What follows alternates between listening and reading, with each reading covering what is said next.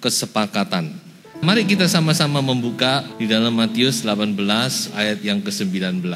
Di dalam ayat ini tersembunyi berkat yang luar biasa dari Tuhan. Kita tahu bahwa kalau Tuhan ngomong, itu dia tidak main-main dengan omongannya. Jadi kalau Tuhan ngomong A ya A, B ya B. Di dalam ayat ini Tuhan seperti membuka satu cek kosong. Karena dikatakan apa? Kalau dua orang sepakat, maka apa saja yang diminta. Saya ragu-ragu, saya coba melihat beberapa terjemahan, bahkan terjemahan bahasa aslinya, apa ada kata apa saja. Ternyata memang apa saja. Jadi dikatakan oleh Tuhan Yesus, apa saja yang diminta. Luar biasa ini, saudara-saudara. Jadi kesepakatan itu adalah sumber segala berkat di dalam kehidupan kita. Kalau suami istri sepakat, maka keluarga apa saja yang diminta Bapak kabulkan. Kalau sidang jemaat sepakat, maka akan terjadi perkara-perkara yang luar biasa. Nah, sebab itu kesepakatan itu sangat penting. Di dalam bahasa asli, kata sepakat ini dipakai kata sumfeneo.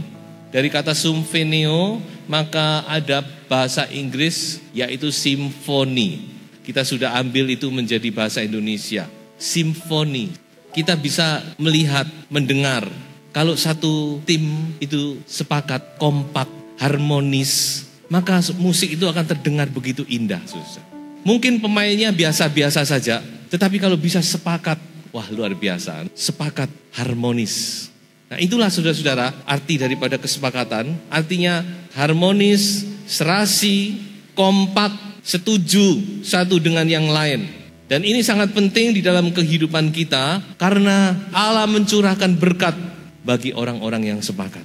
Nah itulah sebabnya saudara-saudara kita harus sepakat, terutama suami istri di dalam satu rumah tangga. Kalau saudara berkata, aduh suami saya belum percaya Tuhan atau istri saya belum percaya Tuhan, saudara bisa sepakat dengan anak-anak. Saya tahu ada keluarga-keluarga di mana masih sulit karena dari salah satu pasangannya masih belum percaya dan sebagainya. Tapi saudara bisa sepakat dengan anak-anak. Ya, itulah sebabnya perlu anak-anak itu dibawa ke sekolah minggu sehingga pada waktu dia bertumbuh, dia menjadi partner kita di dalam doa. Demikian juga orang-orang muda. Saya memberikan nasihat kepada orang-orang muda, cari pasangan hidup yang sepakat, maka rumah tangga saudara akan diberkati. Saya akan masuk kepada beberapa contoh. Nah, contoh-contoh ini saya bagi menjadi 3 bagian. Yang pertama contoh tentang yang tidak sepakat. Yang kedua contoh kesepakatan, tapi kesepakatan yang salah. Dan yang ketiga adalah kesepakatan yang benar dan diberkati oleh Tuhan. Contoh yang pertama saya ambil dari Kejadian 25 tentang Ishak dan Ribkah. Firman Tuhan berkata, Ishak sayang kepada Esau, tetapi Ribkah cinta kepada Yakub. Kita melihat keluarga nenek moyang iman kita ini satu contoh yang tidak patut ditiru, saudara-saudara. Suami istri tidak sepakat di dalam mendidik anak, tidak sepakat di dalam segala perkara, saudara-saudara.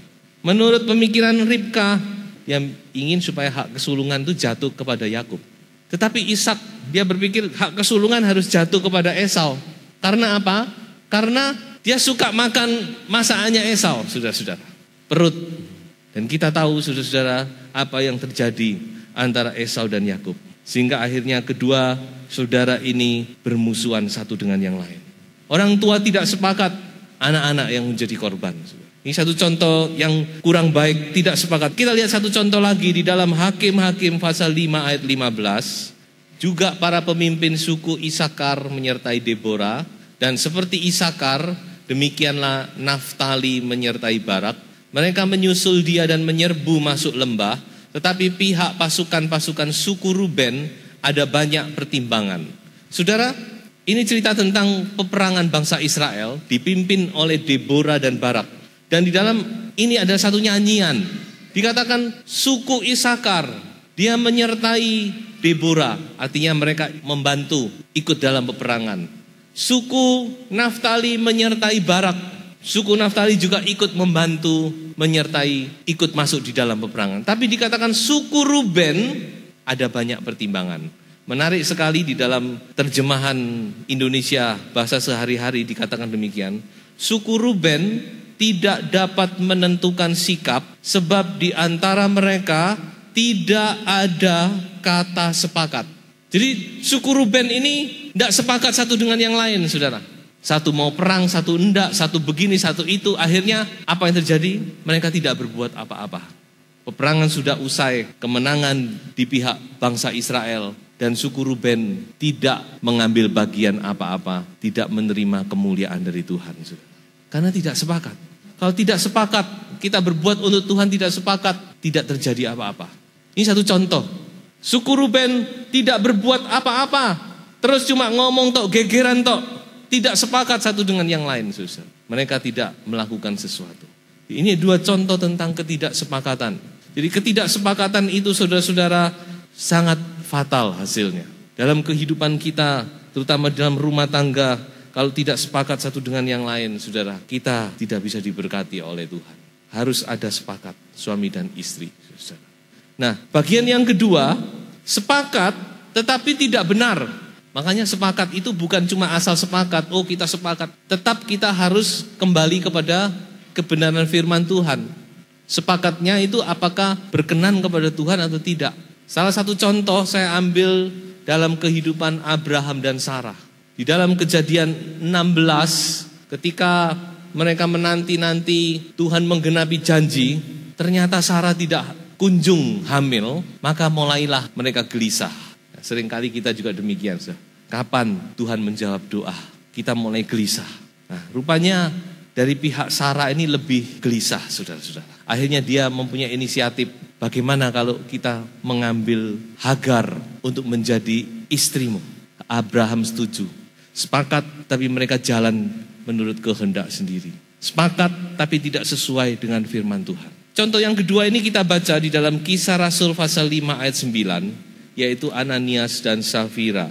Di dalam Kisah Rasul pasal 5 ayat 9, kata Petrus, mengapa kamu berdua bersepakat untuk mencobai roh Tuhan? Sepakat, tapi sepakatnya salah. Sepakat, tetapi sepakat untuk mencobai Tuhan. Sepakat untuk berdusta. Akhirnya kita tahu kedua-duanya mati pada hari yang sama. Itulah sebabnya sepakat itu baik, tetapi harus yang benar, yang sesuai dengan kebenaran firman Tuhan. Dan masih banyak contoh-contoh, saya tidak bisa sebutkan satu-satu, tetapi ingat saudara-saudara, di akhir zaman nanti dikatakan seluruh pemimpin-pemimpin dunia juga akan sepakat untuk mendukung antikris. Itu Wahyu berkata. Nah, sebab itu saudara, kita harus sepakat. Kalau orang dunia bisa sepakat, gereja Tuhan harus lebih sepakat lagi. Amin. Kita sampai kepada bagian yang terpenting, yaitu bagian yang ketiga. Sepakat yang benar. Kita melihat bahwa kalau orang itu bisa sepakat dengan benar, maka Tuhan akan memberkati. Tuhan akan memberikan kemenangan. Saya berikan beberapa contoh di sini. Yang pertama saya ambil dari 1 Samuel pasal 14 ayat 6 dan ayat yang ke-7. Coba kita baca saja. Kesepakatan antara Yonatan dengan pembawa senjatanya. Berkatalah Yonatan kepada bujang pembawa senjatanya itu, mari kita menyeberang ke dekat pasukan pengawal orang-orang yang tidak bersunat ini. Mungkin Tuhan akan bertindak untuk kita, sebab bagi Tuhan tidak sukar untuk menolong, baik dengan banyak orang maupun dengan sedikit orang. Ayat 7, lalu jawab pembawa senjatanya itu kepadanya, lakukanlah niat hatimu itu, sungguh aku sepakat. Luar biasa ini. Yonatan dan pembawa senjatanya. Yonatan dengan bujangnya. Yonatan dengan serdadunya. Mereka sepakat, dua orang sepakat. Maka Tuhan mengadakan kemenangan yang luar biasa. Saudara harus tahu bahwa di dalam 1 Samuel pasal 14 ini dikatakan Tuhan itu sebenarnya sudah meninggalkan Saul, ayah daripada Yonatan. Saul sudah tidak merasakan hadirat Tuhan. Saul sudah ditinggalkan oleh Tuhan. Tetapi karena Yonatan, maka pada kesempatan itu mereka masih diberikan kemenangan. Jadi saudara sepakat, maka akan terjadi kemenangan yang luar biasa. Tuhan akan memberkati segala usaha pekerjaan kita. Saya melihat juga saudara-saudara orang-orang yang berhasil itu karena suami istri sepakat. Saling mengcover, saling mendukung, maka mereka bisa berhasil. Maka itu penting kesepakatan ini saudara ya. Saya ambil satu contoh lagi di dalam 2 Raja-Raja pasal 4 ayat 8 sampai ayat yang ke-10. Perempuan Sunem sepakat dengan suaminya untuk melayani Nabi Elisa. Nabi Elisa dikatakan kalau dia lewat selalu mampir di situ. Lama-lama ibu ini punya inisiatif. Dia berkata kalau mampir-mampir tinggal di sini kok rasanya gak pantas. Mari kita bangun satu kamar khusus untuk Nabi. Supaya kalau dia datang dia bisa nyaman. Kita kasih kursi, kita kasih meja. Dan si suami sepakat. Baik, sepakat. Suami istri sepakat melayani hamba Tuhan. Dan apa yang terjadi saudara-saudara? Mereka diberkati. Karena dikatakan mereka meskipun kaya tapi mereka tidak punya anak. Dan oleh doa daripada Nabi Elisa, Tuhan memberkati seorang anak. Dan juga Tuhan menolong anak ini. Jadi saudara-saudara sepakat, ini luar biasa. Suami istri sepakat di dalam pelayanan luar biasa saudara-saudara. Tuhan akan makin memberkati saudara. Makanya itu sepakatlah suami dan istri. Yang sudah sepakat lebih sepakat lagi. Saya ambil satu contoh lagi. Kita baca di dalam Lukas pasal 19 ayat 8 dan ayat yang ke-9. Tetapi Sakeus berdiri dan berkata kepada Tuhan, Tuhan, setengah dari milikku akan kuberikan kepada orang miskin, dan sekiranya ada sesuatu yang kuperas dari seseorang, akan kukembalikan 4 kali lipat. Kata Yesus kepadanya, hari ini telah terjadi keselamatan kepada rumah ini, karena orang ini pun anak Abraham. Kesepakatan antara Sakeus dan istrinya. Mengapa saya katakan demikian? Mungkin kita tidak pernah berpikir saudara-saudara. Kalau istri Sakeus tidak sepakat dengan Sakeus, maka Yesus pulang dari tempat itu akan terjadi perang dunia ketiga. Bayangkan saudara-saudara. Sakeus langsung berkata, separuh dari hartaku akan kuberikan kepada orang miskin. Kalau aku ngakali orang, akan kukembalikan 4 kali lipat. Istri-istri bisa menerima? Sulit saudara-saudara. Bisa-bisa gegeran. Itu bisa terjadi. Dan sangat bisa terjadi. Saya yakin istri Sakeus ini sepakat dengan Sakeus. Kalau tidak, Tuhan Yesus tidak akan berkata di ayat yang ke-9 berkata demikian. Hari ini telah terjadi keselamatan kepada rumah ini. Di dalam terjemahan lain dikatakan demikian. Tuhan Yesus berkata, pada hari ini engkau dan seluruh keluargamu diselamatkan oleh Allah dan diberikan hidup yang baru. Ini kesepakatan, saudara. Istri bagaimana mendukung suami. Sakeus bertobat, istrinya juga bertobat. Ini perlu, saudara. Karena saya melihat kadang-kadang lucu, saudara. Waktu suaminya belum bertobat, yang istri berdoa, suaminya sungguh-sungguh bertobat, istrinya nggak bertobat. Loh, itu terjadi, saudara. Yang suami sudah berubah, maksud saya, bertobat bukan artinya bagaimana, tapi dia sudah mulai berubah, menunjukkan perubahan. Istrinya nggak berubah-berubah, saudara-saudara. Nah, inilah sebabnya, perlu sepakat. Makanya tadi saya katakan, dengar firman itu jangan untuk orang lain. Coba kita mendengar untuk diri sendiri. Dan jangan sekali-kali mencoba mempengaruhi hamba Tuhan. Saudara berdosa. Kalau saudara mencoba mempengaruhi hamba Tuhan untuk bicara ini, jangan. Biar apa yang Roh Kudus gerakkan hamba Tuhan itu berbicara.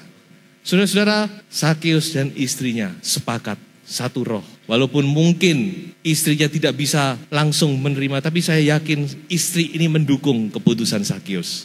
Dan mereka diberkati. Mungkin kalau tadinya mereka kaya, tapi mereka tidak ada damai sejahtera, rumah tangga cekcok dan sebagainya. Setelah Sakeus dan istrinya percaya kepada Yesus, mereka menerima damai sejahtera. Dan saya yakin mereka akan diberkati lebih lagi. Karena dikatakan oleh Yesus, mereka menjadi anak-anak Abraham. Artinya mereka mewarisi segala berkat-berkat Allah kepada Abraham. Nah, itulah sebabnya saudara-saudara, kita harus sepakat, tapi sepakat yang sungguh-sungguh benar. Satu contoh lagi, di dalam 2 Tawarikh pasal 30 ayat 23, saya akan beralih kepada sepakat dalam kehidupan berjemaat. Kalau tadi kita lihat itu pribadi, rumah tangga dan sebagainya. Sekarang bagaimana kalau jemaat itu sepakat? Di dalam 2 Tawarikh 30 ayat 23, Kemudian seluruh jemaah sepakat untuk berhari raya 7 hari lagi. Lalu mereka berhari raya 7 hari lagi dengan sukaria. Ini terjadi pada zaman pemerintahan Raja Hizkia. Kalau saudara membaca ayat-ayat sebelumnya, maka di sini terjadi satu hal yang di luar biasanya. Karena menurut peraturan Taurat, Paskah itu harus diadakan pada bulan pertama dan harus dirayakan 7 hari. Tetapi di dalam ayat ini dikatakan mereka sepakat mengundur sampai bulan kedua dan dirayakan selama 2 minggu. Ini sebenarnya tidak sesuai dengan peraturan Taurat sebenarnya.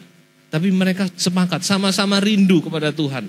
Dan apa yang terjadi, ayat 27 kita lihat apa yang mereka terima. Sesudah itu para imam Lewi bangun berdiri dan memberkati rakyat.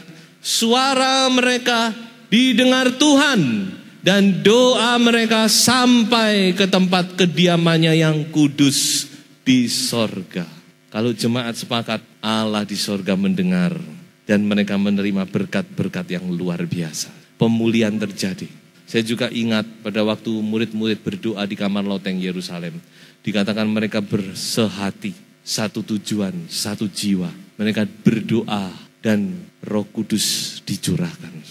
Saya percaya kalau sidang jemaat sama-sama mau sepakat mencari Tuhan. Kita sudah sepakat, puji Tuhan, tetapi kita mau lebih sepakat lagi. Maka saya yakin Tuhan akan menyatakan kemuliaannya. So itu mari kita mau lebih sepakat.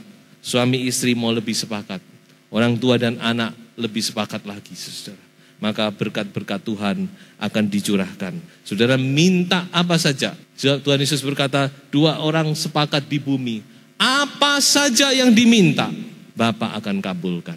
Bahkan saya boleh tambahkan, saudara belum meminta, kalau ada kesepakatan, Tuhan sudah mendengar dan menjawab. Ini luar biasa. Saudara mau menikmati berkat-berkat Tuhan, mari lebih sepakat. Suami istri lebih sepakat. Dan kesepakatan itu tidak bisa satu pihak. Yang penting kita pribadi lebih sepakat. Kita jangan minta orang sepakat dengan kita. Jangan, saudara. Itu tidak akan berjalan. Suami minta istri sepakat dengan saya. Juga istri minta suami sepakat. Tidak bisa. Harus pribadi dan pribadi. Sama-sama ayo. Patokannya firman Tuhan. Maka saya yakin 2 orang akan makin hari makin sepakat. Karena Tuhan akan mempersatukan. Dan sebagai ayat-ayat terakhir, kita baca di dalam Mazmur 133, satu ayat yang tidak asing lagi. Nyanyian Siara Daud. Sungguh alangkah baiknya dan indahnya apabila saudara-saudara diam bersama dengan rukun. Seperti embun gunung Hermon yang turun ke atas gunung-gunung Sion.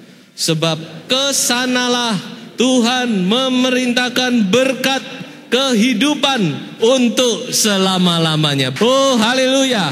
Bukan kita yang mencari berkat, tetapi berkat yang mengejar kita. Haleluya saudara. Sebab itu mari lebih sepakat lagi. Sepakat, rukun, bersatu. Maka saya yakin dan percaya berkat-berkat sorgawi akan dicurahkan kepada kita semua. Tuhan memberkati saudara.